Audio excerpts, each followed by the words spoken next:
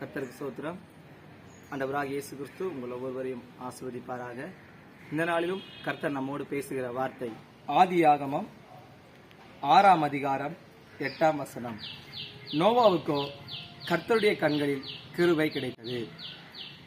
இங்கே வசனம் சொல்லுகிறது, நோவாவுக்கோ கர்த்தருடைய கண்களில் கிருபை கிடைத்தது என்பதாக.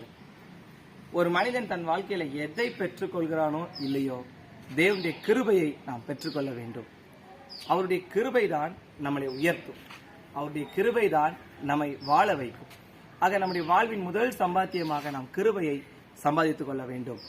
இன்றைக்கு நோவா கர்த்தருடைய கண்களில் கிருபை பெற்றதாய் நாம் பார்க்கிறோம். அதற்கு அடுத்த வசனம் சொல்லுகிறது, நோவா தன் காலத்தில் இருந்தவர்களுக்குள்ளே நீதிமானும் உத்தமனுமாயிருந்தான். நோவா தேவனோட சஞ்சரித்துக் கொண்டிருந்தான். இன்றைக்கு கிருபையை பெற வேண்டுமானால் நாம் நீதிமானாகவும் உத்தமத்திலும் நாம் வாழ வேண்டும். நோவா அந்த காலத்திலே தேவனோடு சஞ்சரித்துக் கொண்டவராக அவர் இருந்தார். இன்றைக்கு நாமும் கூட தேவனோடு சஞ்சரித்துக் கொண்டு நீதியிலும் உத்தமத்திலும் வாழும்போது நாம் கிருபை பெற முடியும். இன்றைக்கு அந்த கிருபையை நாம் ஒவ்வொருவருக்கும் ஆண்டவர் தருவாராக. நாம் யாவரும் ஜெபிப்போம்.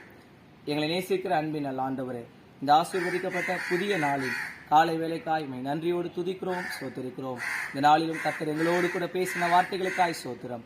நோவாவுக்கோ கர்த்தருடைய கண்களில் கிருபை கிடைத்தது என்ற வசனத்தின்படி எங்கள் ஒவ்வொருவருக்கும் கிருபை கிடைப்பதாக, இந்த வார்த்தையை கேட்ட ஒவ்வொரு பிள்ளைகளுக்கும் கர்த்தர் கிருபையை கொடுப்பீராகப்பா.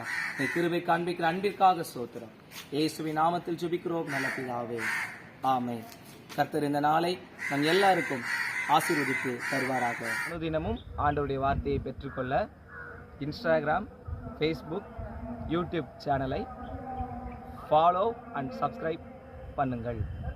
உங்களது ஜெப உதவிக்கு திரையில் காண்கிற தொலைபேசி எண்களை தொடர்பு கொள்ளலாம்.